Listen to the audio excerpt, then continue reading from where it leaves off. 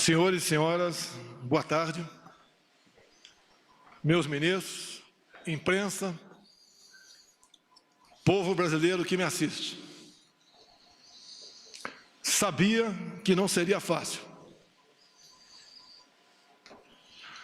Uma coisa é você admirar uma pessoa, a outra é conviver com ela, trabalhar com ela.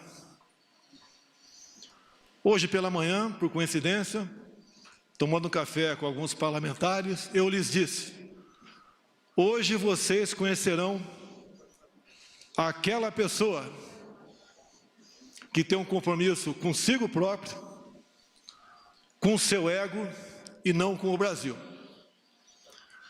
O que eu tenho ao meu lado, e sempre tive, foi o povo brasileiro. Hoje essa pessoa vai buscar uma maneira de botar uma cunha entre eu e o povo brasileiro. Isso aconteceu há poucas horas. Um breve histórico. Todos nós conhecemos o senhor Sérgio Moro, das suas decisões lá da Vara Federal de Curitiba.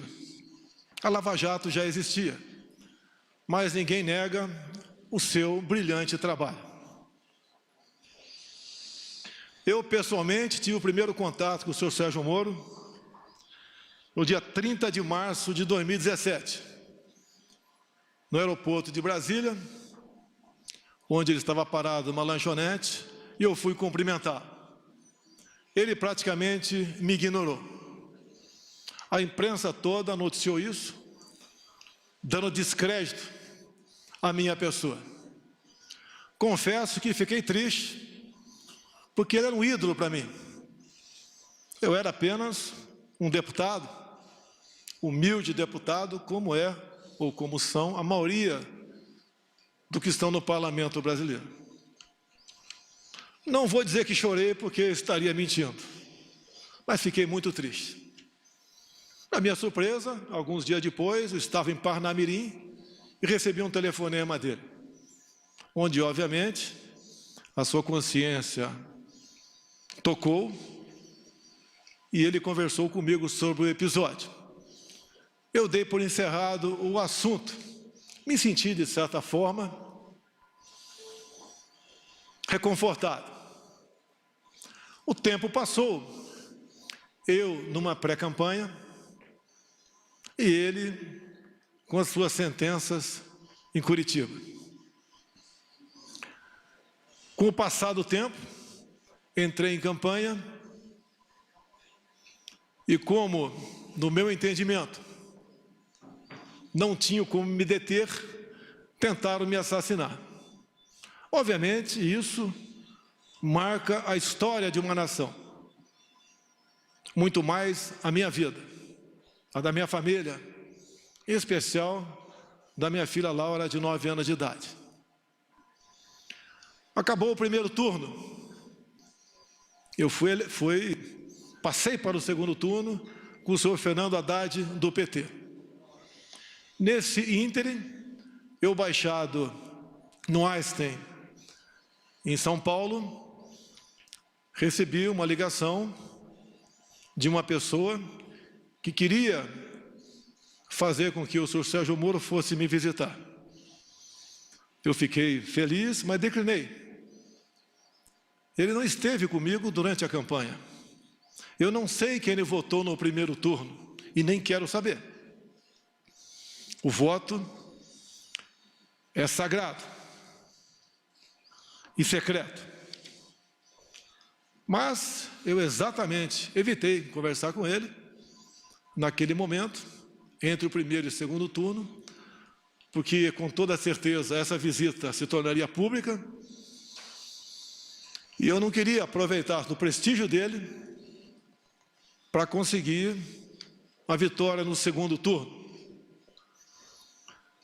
Após, então, a nossa vitória, a vitória da democracia, da liberdade, das eleições livres, eu recebi o senhor Sérgio Moro na minha casa, na Barra da Tijuca, presente, ao meu lado, o senhor Paulo Guedes, um homem que já havia escolhido para ser ministro da Economia. E ali traçamos alguma coisa de como ele seria tratado caso aceitasse o nosso convite para ser ministro da Justiça.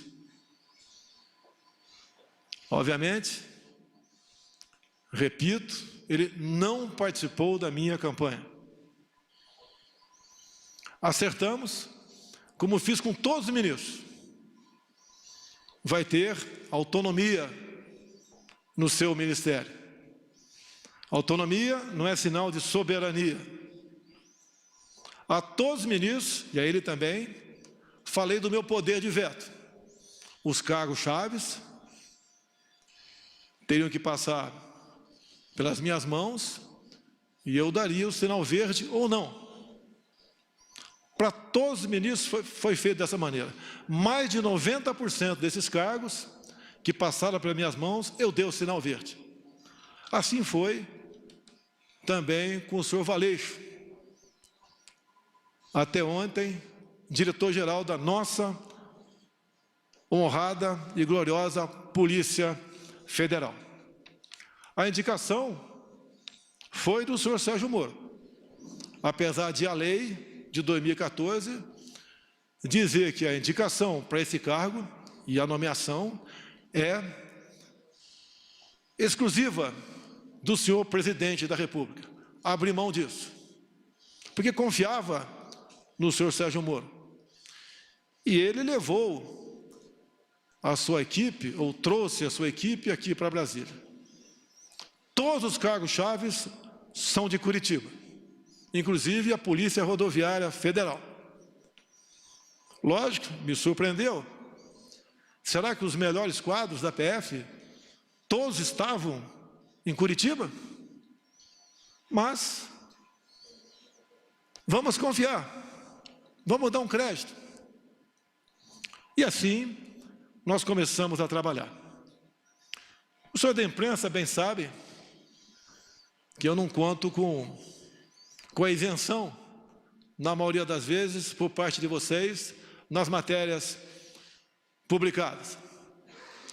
Desde o começo, já se começou a falar que eu estava dificultando operações de combate à corrupção.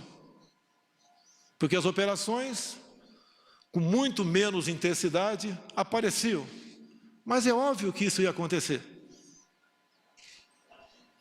Se as nossas indicações para ministérios, bancos oficiais e estatais não passavam por indicações partidárias, está na cara que a fonte da corrupção não era tão abundante quanto antigamente.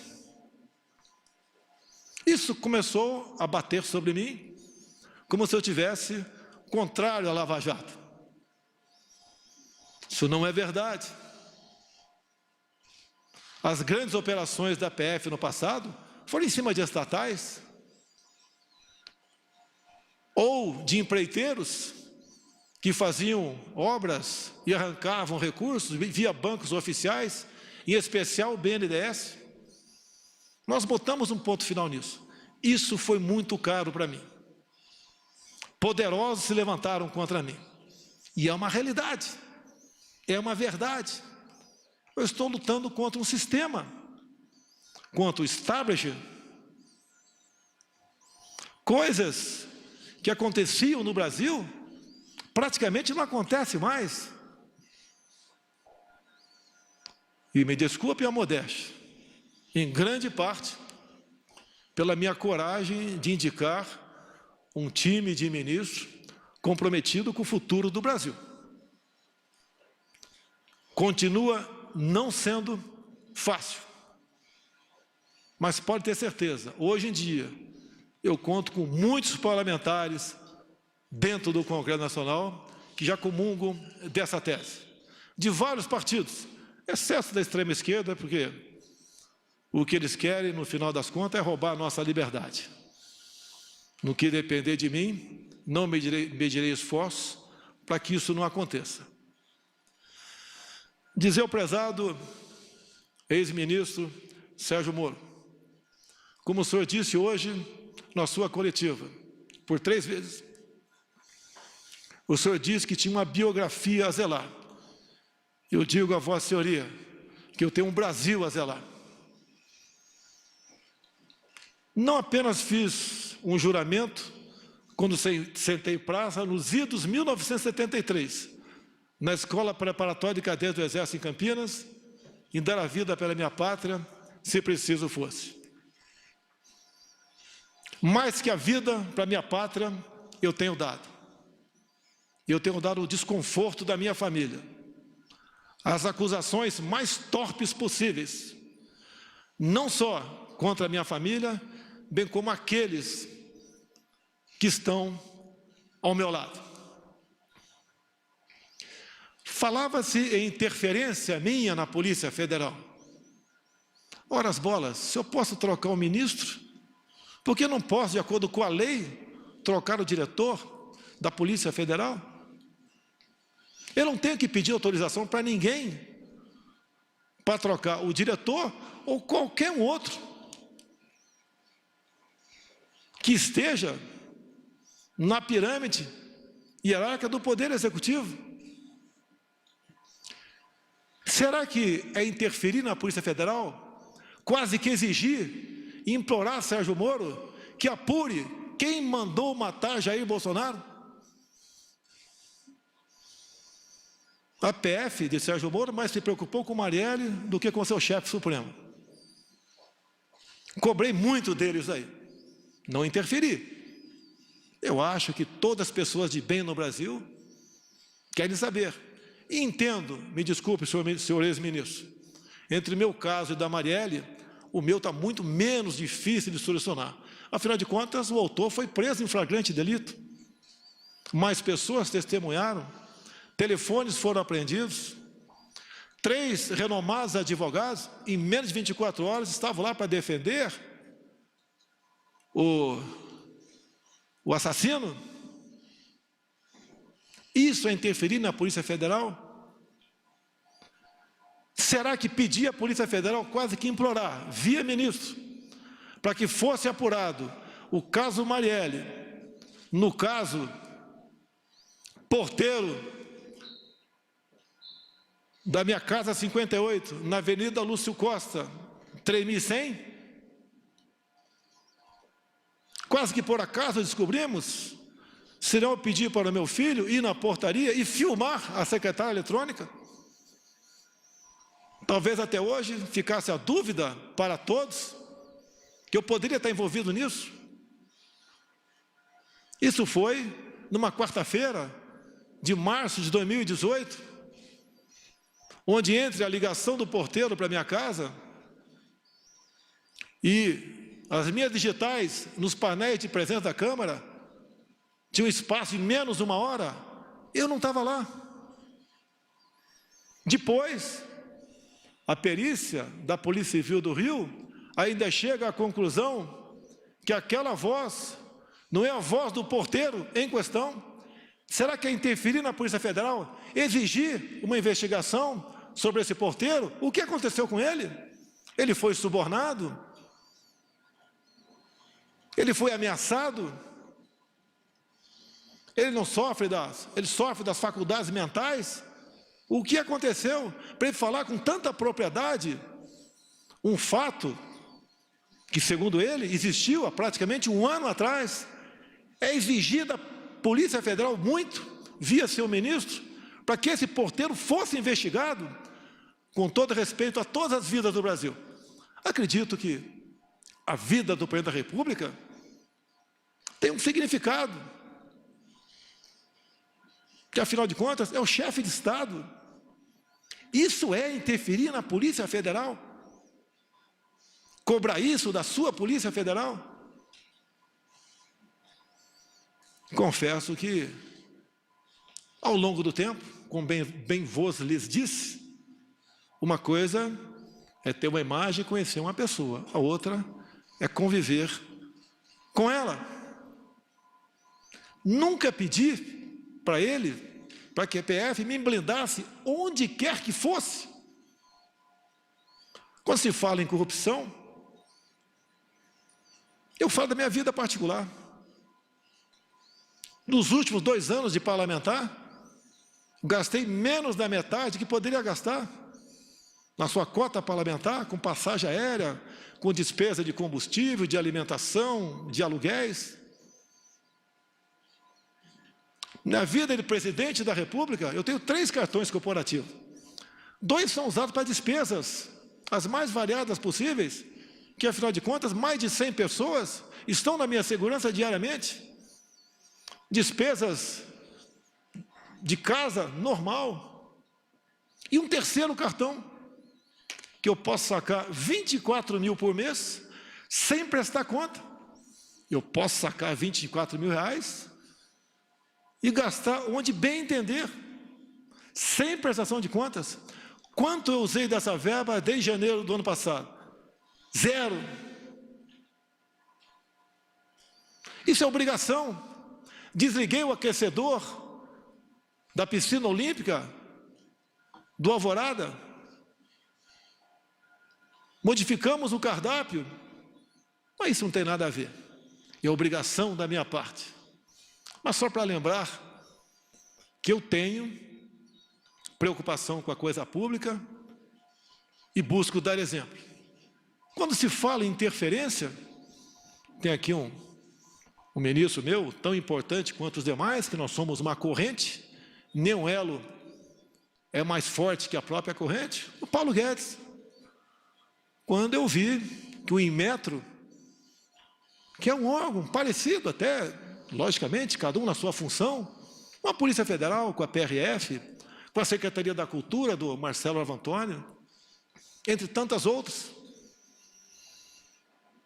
Eu falei, Paulo Guedes, eu vou implodir o Inmetro, porque o que eu descobri lá, nós não podemos deixar o povo sofrer dessa maneira. Queriam trocar 1.600.000 tacógrafos de motoristas, de viaturas, cada tacógrafo custando R$ 1.900. Quem ia pagar a conta era o motorista de caminhão, o motorista de van, de ônibus. Queriam trocar todos os taxímetros do Brasil. Só no meu estado, Rio de Janeiro, 40 mil taxistas iam ter que comprar um novo taxímetro. Queriam um chip em cada bomba de combustível no Brasil, onde nós ficamos sabendo que não teria a sua devida eficácia. Não tem, essa conta não foi para o povo pagar. A obrigação do Inmetro é, obviamente, atestar a qualidade de muita coisa e, de preferência, obviamente, evitar onerar o nosso já sofrido povo brasileiro com a pesada carga de impostos que tem. Implodimos o Inmetro. E a Polícia Federal? Como publicado por vocês no dia de ontem, mas esqueçam a imprensa.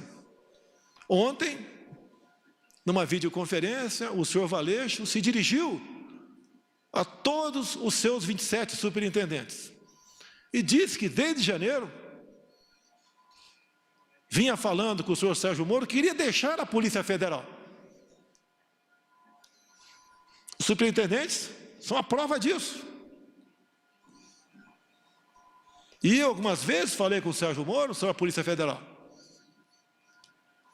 Quando eu me elegi, havia uma ideia por parte de policiais, muitos trabalhavam comigo, em torno de 60 em rodízio, eu tinha direito a isso pela legislação, até o maior efetivo, por ser o candidato com maior chance, e mesmo assim, apesar de todo o trabalho da Polícia Federal, não conseguiu evitar a tentativa de homicídio, mas eu digo, foi a Polícia Federal, com o seu trabalho técnico, preventivo, que também foi um elo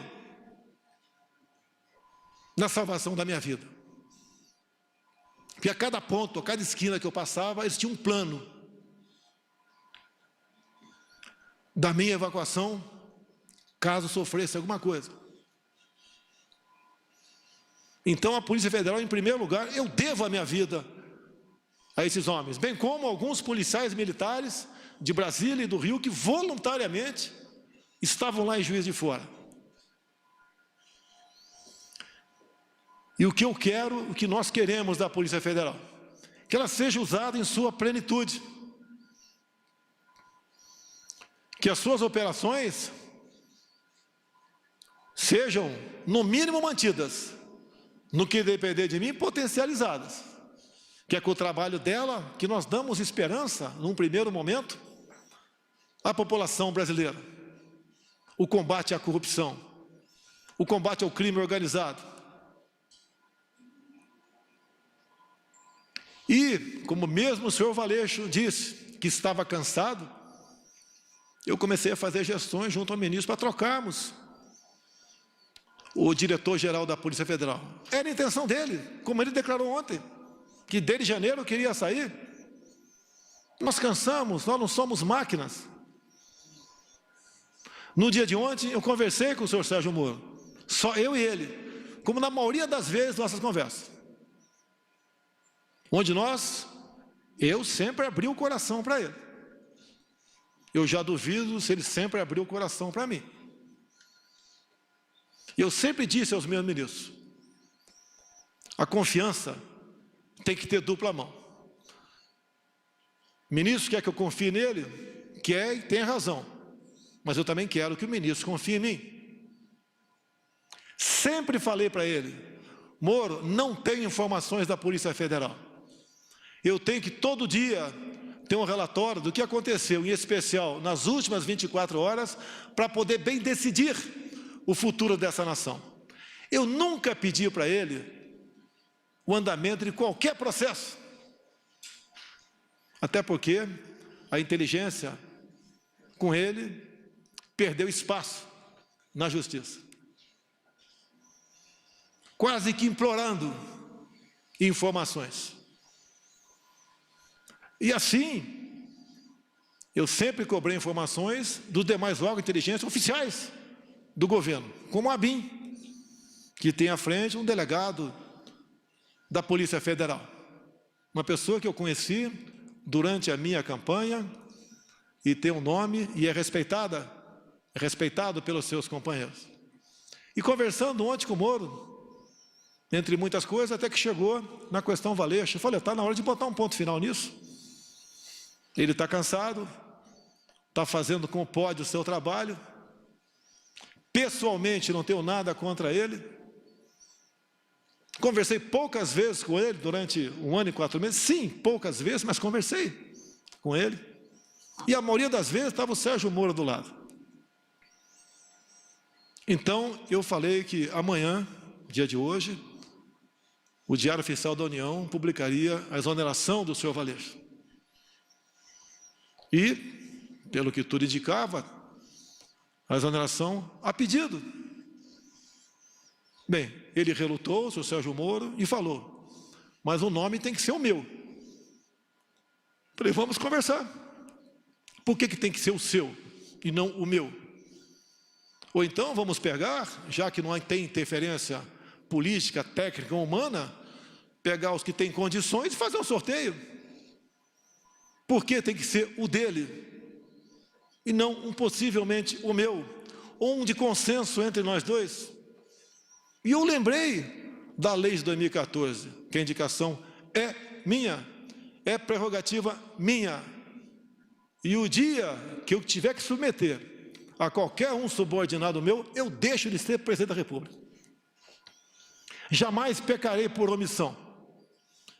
Falei para ele, quero um delegado, que pode não ser o seu, pode não ser o meu, mas que eu sinta, além da competência óbvia, se bem que isso é uma coisa comum entre os delegados da Polícia Federal, que eu possa interagir com ele.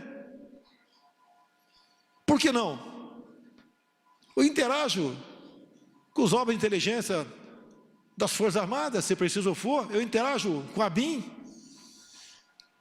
interajo com qualquer um do governo, sempre procuro o ministro, mas numa necessidade, eu falo diretamente com o primeiro escalão daquele ministro, como ontem, ou anteontem, eu tinha que decidir uma coisa, tinha que ver com a Marinha. Mas como era exclusivamente com a Marinha, eu resolvi naquele momento não falar com o ministro da Defesa. Falei diretamente com o da Marinha e foi resolvido de acordo com com o interesse dele. E depois participei do Ministério da Defesa. Isso não é quebra de hierarquia, é necessidade. Não posso abrir mão disso, assim como o Ministério da Defesa pode ligar diretamente com o comandante de batalhão, sem passar pelo comandante da brigada. Se preciso for, depois ele participa, para evitarmos que venhamos ferir o princípio da hierarquia. E mais, já que ele falou em algumas particularidades, mais de uma vez, o senhor Sérgio Moro disse para mim, você pode trocar o Valeixo sim, mas em novembro, depois que o senhor me indicar para o Supremo Tribunal Federal.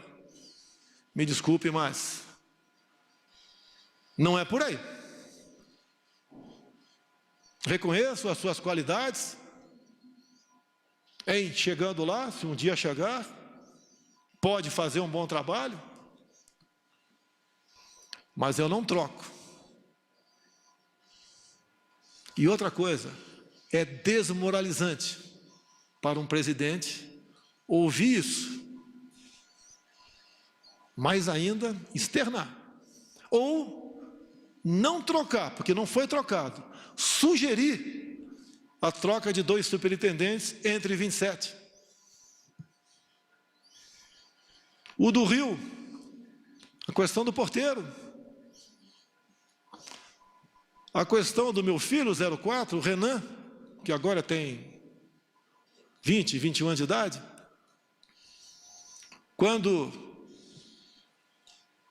no clamor da questão do porteiro, do caso Adélio, que os 2 ex-policiais teriam ido falar comigo, também apareceu que o meu filho 04 teria namorado a filha desse ex-sargento. Eu comecei a correr atrás. Primeiro eu chamei meu filho. Abre o jogo. Pai, eu saí com metade do condomínio, nem lembro quem é essa menina, se é que eu estive com ela. Hoje a vida é assim. A intenção de dizer que o meu filho namorava a filha do ex-sargento era que nós tínhamos um relacionamento familiar. Eu não me lembro dele. Pode ser até que tenha tirado foto com ele. Durante pré-campanha e campanha era comum eu tirar em média 500 fotografias por dia, porque essa era a minha imprensa. E daí eu fiz um pedido para a Polícia Federal, quase com por favor, chegue em Mossoró e interrogue o ex-sargento. Foram lá, a PF fez o seu trabalho, interrogou, e está comigo a cópia do interrogatório, onde ele diz simplesmente o seguinte: a minha filha nunca namorou a filha do presidente Jair Bolsonaro, que a minha filha sempre morou nos Estados Unidos. Mas eu que tenho que correr atrás disso? Ou é um ministro, ou é uma Polícia Federal que tem que se interessar? Não é para me blindar, porque eu não estou em curso em nenhum crime. A mídia, outras instituições já me botaram de cabeça para baixo, chacoalharam tudo. Levantaram até que com 5 anos de idade, revista Época, eu chamava uma mulher de gorda em Eldorado Paulista. Descobriram, eu nem sabia, que a avó da minha esposa já foi presa por 3 anos por tráfico de drogas. Confesso que não sabia. E se eu soubesse, teria casado com a senhora Michele assim mesmo. Fiquei sabendo, através de vocês também, que a mãe da senhora Michele cometeu um crime de falsidade ideológica. Na sua inocência, em vez de fazer uma cirurgia plástica para ficar mais jovem, né, mais bonita, ela resolveu fazer uma cirurgia na certidão de nascimento, diminuindo 10 anos a sua idade. Esse foi o crime dela. Se coloca em público isso daí, para escrotizar, para dizer que ela não tem caráter. O caso Queiroz, eu conheço o Queiroz desde 1984, no 8º grupo de campanha paraquedista, foi para a Polícia Militar, depois de um tempo, fizemos amizade, veio trabalhar comigo, com meu filho. O que porventura ele faz, ele responde pelos seus atos. Não foi por uma, foi por 2 vezes que o Queiroz teve dívida comigo. Me pagou com cheques. E não veio para minha conta esse cheque, porque eu simplesmente deixei no Rio de Janeiro. Não estaria na minha conta. E não foram 24 mil reais, foi 40 mil reais. Desde o primeiro momento. Não é uma pessoa, porventura, faz algo de errado, está do nosso lado. Você tem que ser responsabilizado. E o tempo todo ser cobrado por isso.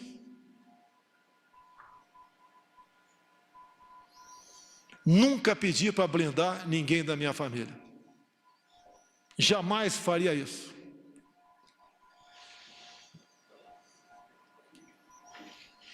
Agora, eu lamento que aquela pessoa que mais tinha que defender dentro de uma legalidade não o faz. Teve um clima sem pesado com o senhor ministro, na última reunião de ministros, onde eu cobrei dele, na frente de todos os ministros, que ele tomasse uma posição sobre a prisão e algemas usada contra mulheres na praia, mulheres em praça pública, como de Araraquara, um pobre, um humilde trabalhador do comércio, no Piauí, entre tantos outros, que ele tinha que mostrar sua cara. Ele tem amparo na lei do abuso de autoridade. Essa lei, que por ser lei, não tem que ser questionada, discutida, tem que ser cumprida.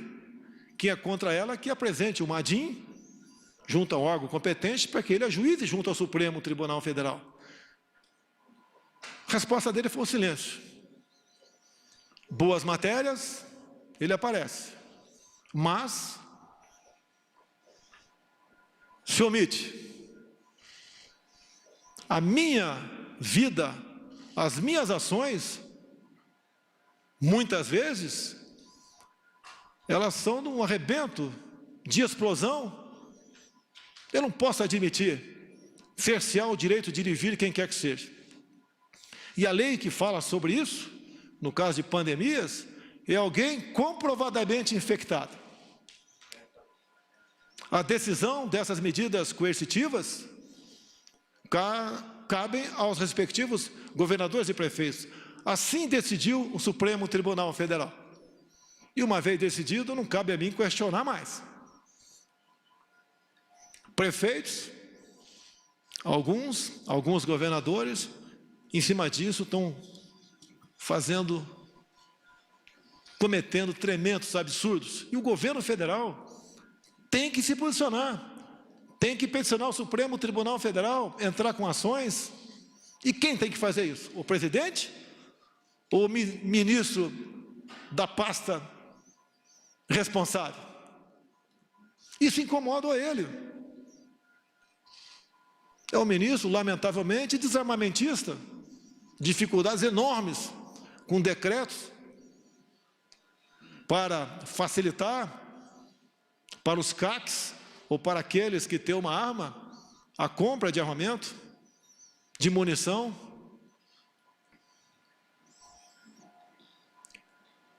Aquilo que eu defendi durante a campanha e pré-campanha, os ministros têm obrigação de estar junto comigo.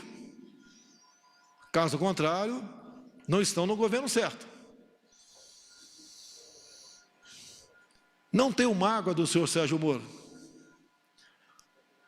Hoje pela manhã, acredito que 7 ou 8 deputados, ou meia dúzia, tomaram café comigo. E eles estão à vontade, se quiser falar ou não. Eu lhes disse, hoje vocês vão conhecer quem realmente não me quer na cadeira presidencial.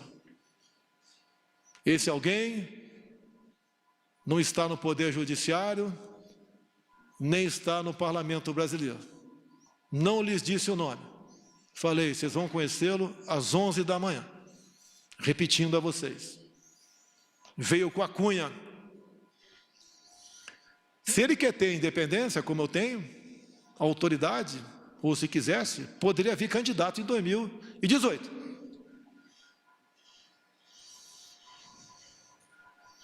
Agora, eu não posso conviver, ou fica difícil a convivência, com uma pessoa que pensa bastante diferente de você. Um fato que foi noticiado muito no início do ano passado, ele nomeou a senhora Ilona Sabó como suplente de um conselho, e nós sabemos que essa senhora, ou senhorita, tem publicações, as mais variadas possíveis, defendendo o aborto, ideologia de gênero, entre tantas outras coisas, que são em completo desacordo com as bandeiras que eu defendi, que os cristãos brasileiros também defendiam, e até ateus defendiam também. Não foi fácil conseguir a exoneração dessa pessoa, porque o tempo todo você me deu carta branca e porteira fechada. Mas quase sempre se lembrava do poder de veto. Torci muito para dar certo. Muito. Mas, infelizmente, ou felizmente, no dia de hoje, após nossa conversa no dia de ontem, eu até fui sinalizado que ele compareceria à presidência e seria bem recebido, como foi o senhor Mandetta há poucos dias, para comunicar seu afastamento, ou para tentar a última cartada. Tem mais esses nomes aqui para o DG. O senhor concorda com algum desses ou não? E daí tomar uma providência. Eu sempre fui do diálogo. Vocês não vão encontrar nenhum ministro meu que vai dizer que eu impus qualquer coisa para ele. Ele resolveu marcar uma coletiva e fez acusações infundadas, que eu lamento. Para muitos, vai deslustrar a sua tão defendida biografia. Nós que estamos na linha de frente, nós ministros, tem algo mais importante que a nossa biografia. É o bem-estar do seu povo, é o futuro dessa nação. Vamos levar, no sentido figurado, muito tiro na cara, mas vamos cumprir a missão. Aqui tem ministros que apanham todo dia, como Abraham Van Trauben, por exemplo. Outros apanham também, mas esse é um exemplo. Luta contra uma doutrinação de décadas, onde vem demonstrando que a educação do Brasil nunca teve tão mal. Não só as provas do PISA, bem demonstram que estamos em várias matérias em último na América do Sul, em último no mundo. Isso tem que ser mudado. Ele tenta e vem demonstrando com muito trabalho que não vale, senhores pais, senhoras mães, que seu filho tem um pedaço de papel escrito diploma. Ele tem que exercer aquele ofício. O diploma, hoje em dia, passou a ser apenas uma figura decorativa para alunos. Ele tem que ser um bom profissional e não um bom militante.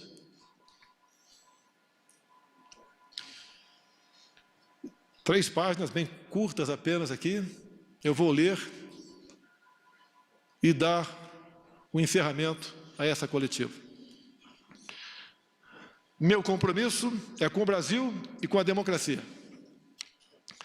Sempre dei plena liberdade aos meus ministros, sem abrir mão do meu poder de veto e da minha autoridade como presidente da República.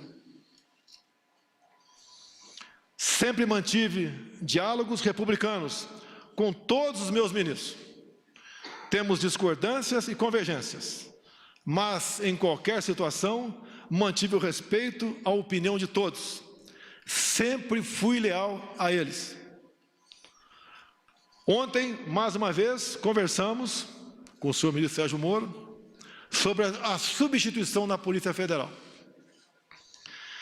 Esperava, em conjunto com o senhor ministro, definir um nome para dirigir a instituição, ainda que, pela lei, esta seja uma prerrogativa exclusiva do presidente da República.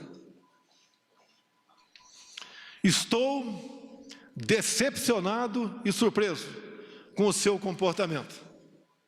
Não se dignou a me procurar e preferiu uma coletiva de imprensa para comunicar sua decisão. Meu compromisso é com a verdade, sem distorções. Não são verdadeiras as insinuações de que eu desejaria saber sobre investigações em andamento. Nos quase 16 meses em que esteve à frente do Ministério da Justiça, o senhor Sérgio Moro sabe que jamais lhe procurei para interferir nas investigações que estavam sendo realizadas. A não ser aquelas, não vi interferência, mas quase como uma súplica sobre o Adélio, o porteiro e meu filho 04.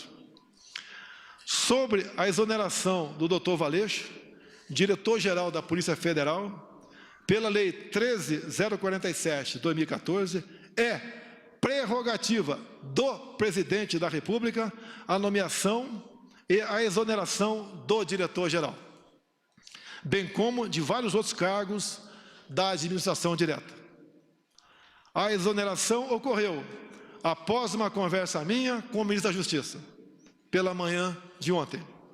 À noite, eu e o doutor Valeixo conversamos por telefone e ele concordou com a exoneração a pedido. Desculpe, senhor ministro, o senhor não vai me chamar de mentiroso. Não existe uma acusação mais grave para um homem como eu, militar, cristão e presidente da República, ser acusado disso. Essa foi a minha conversa com o doutor Valeixo. E mais ainda, não só a imprensa publicou, no dia de ontem e de hoje, bem como, entre aspas, o doutor Valeixo, em contato com a Superintendência do Brasil, comunicando que estava cansado, que desde janeiro queria sair. Então não foi uma demissão que causasse surpresa a quem quer que fosse. A PF é uma instituição de Estado. Ela deve se conduzir de acordo com a Constituição Federal e as leis do país. Não importa quem as conduza. Não abro mão disso. Não existe possibilidade de interferência na Polícia Federal. Sua própria estrutura e seus profissionais garantem a autonomia de suas investigações. Esta autonomia é inerente à instituição, independente de governos. Não posso aceitar minha autoridade confrontada por qualquer ministro. Assim como respeito a todos, espero o mesmo comportamento.